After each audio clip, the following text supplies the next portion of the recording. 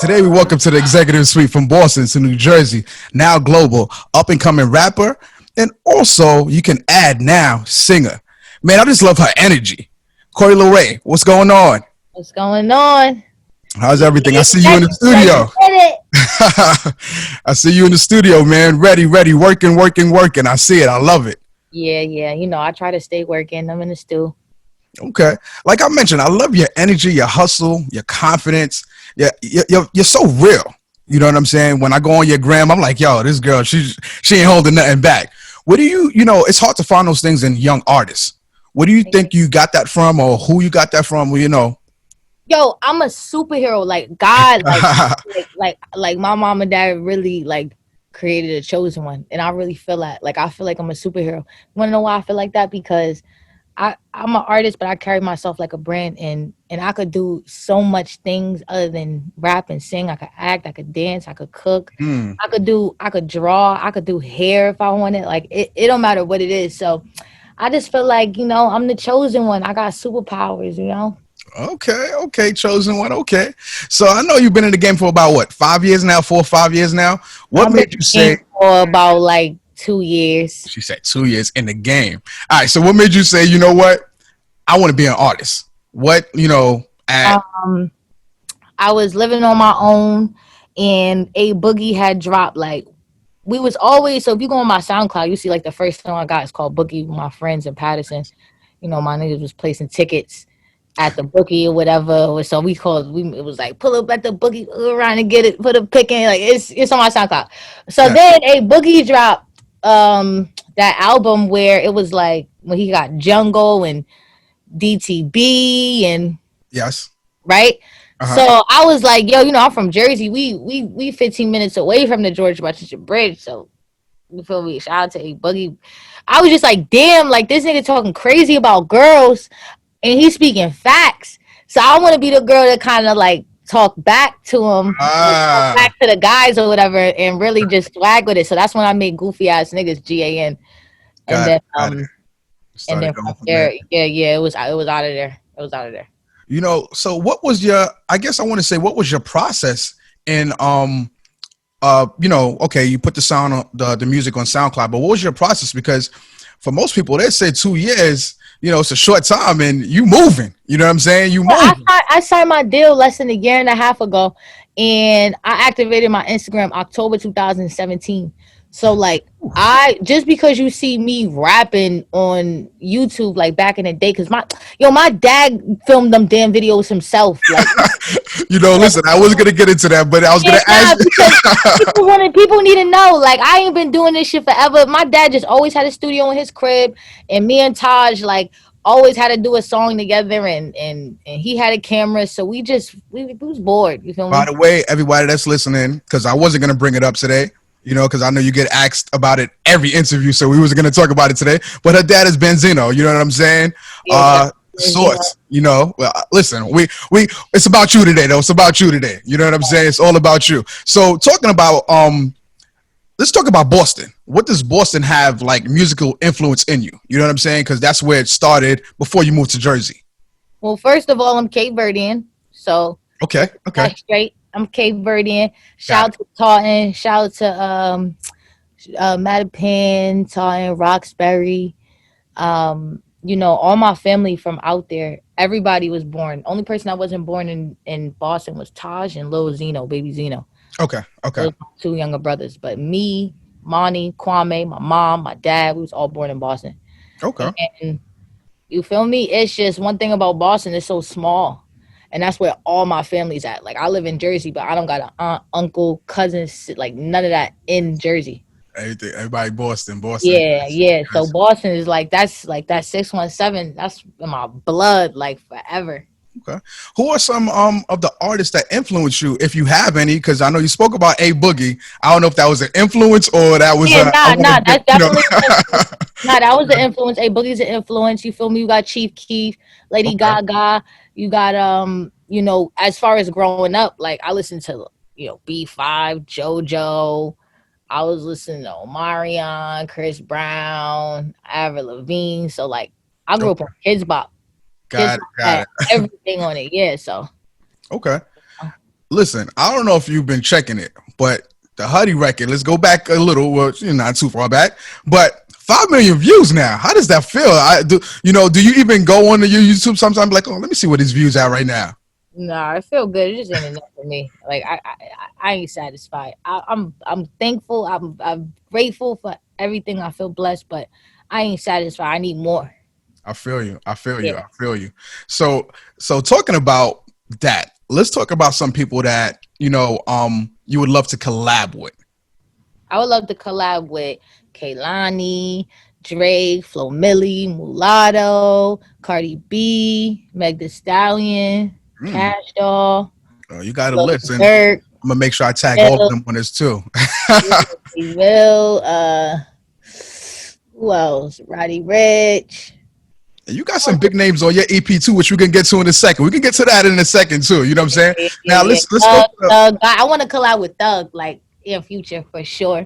Okay. I see that. All right. So what about how was your experience at Rolling Out? Let's talk about that experience. How was that? Was that I want to say the biggest stage for you? Well, let's just say, I've been touring and been on every Rolling Loud festival and every festival stage that's out there straight off mixtapes. I ain't never dropped a debut album, so Exactly. I work super hard, and it just shows right there. But I love Rolling Loud. It's the best feeling ever, and I can't wait. Rolling Loud Portugal. Make sure y'all get y'all tickets because it's gonna be epic.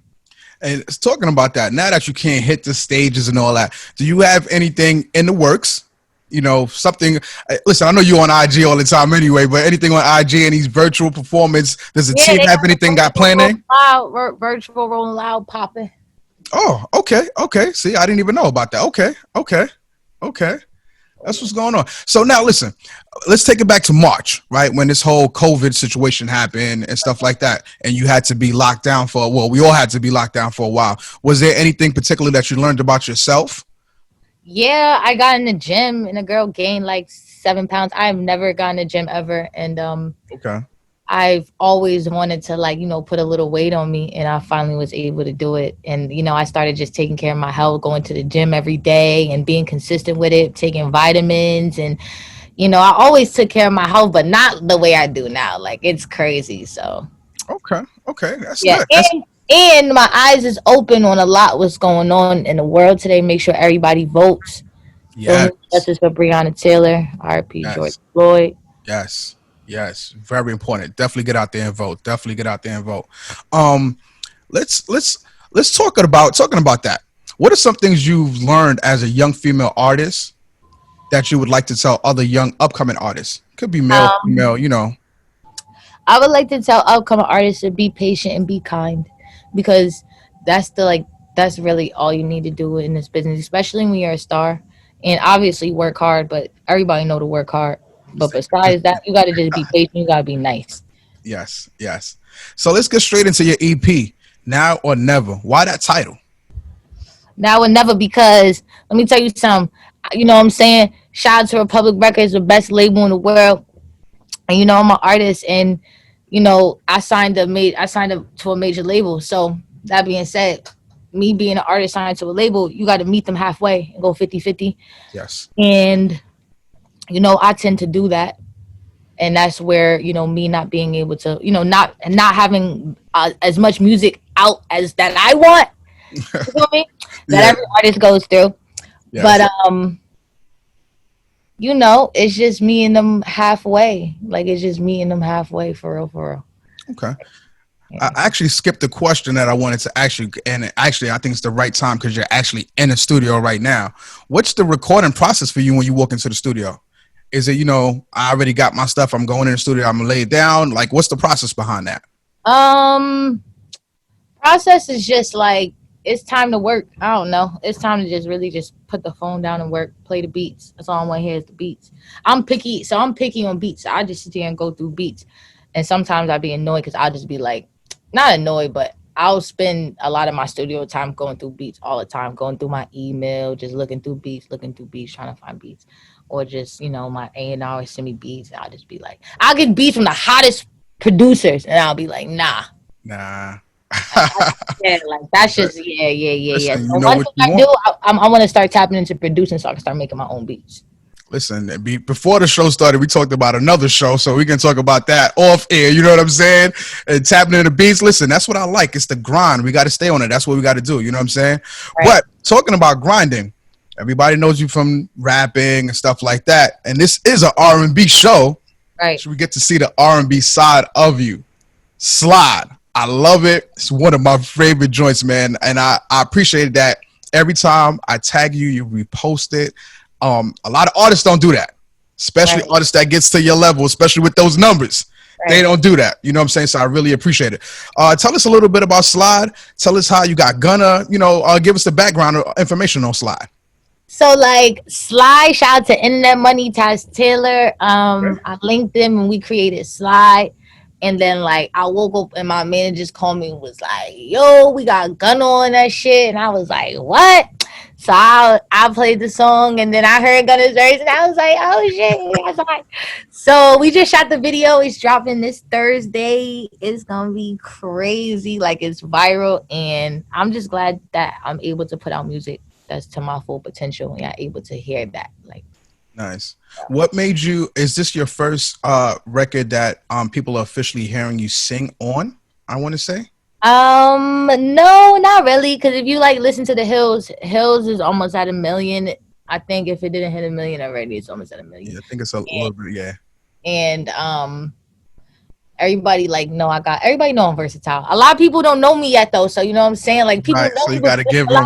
Yeah, like there's you gotta do all these interviews. You gotta do all these interviews. I'm with it. I'm with it. This is the one thing you gotta understand. Like being an artist, a star, you have to do every interview and you have to be on time. And that's part of being nice and that's part of being kind. That's just being genuine. Like what you put in this earth gonna always come back to you. So you gotta really just show love because it's this industry based off relationships. Like fuck a dollar bill. I don't give a fuck about a dollar bill. I'd rather have 30 different million relationships with DJs that I could count on than fucking $30,000, not 30 million. I'll say $30,000. 30 million is a lot of motherfucking money. But $30,000. Someone was like, yo, here's 100, here's 500,000, and here or 30 DJs relationships that's gonna rock you. 30 DJs. I'll take the 30 DJs for sure. And that's what I love. I love it. So what's next for you? What's next for me is feel me. I'm about to just shit on everybody in a good way. Like it's a friendly competition, and I'm aiming for them charts. Like that's my goal. I ain't satisfied till I get on them charts. I don't give a fuck if I'm in the top 400. Is there even a 400 top 400? If there's, I want to be top 200. You want to be in there. I feel you. Yeah, I want to be in there. I want to be in there, up there, top 10, #1 Billboard. Like, sheesh. Well, listen. Thank you so much for your time. Thank you for joining the Exeqtive Suite. And I can't wait to have you back on again. We're definitely going to stay connected. And listen, we're about to get into your single right now. Slide. Slide. Gunna. Yes, DJ Exeqtive, baby. We out of here. Sheesh. All right.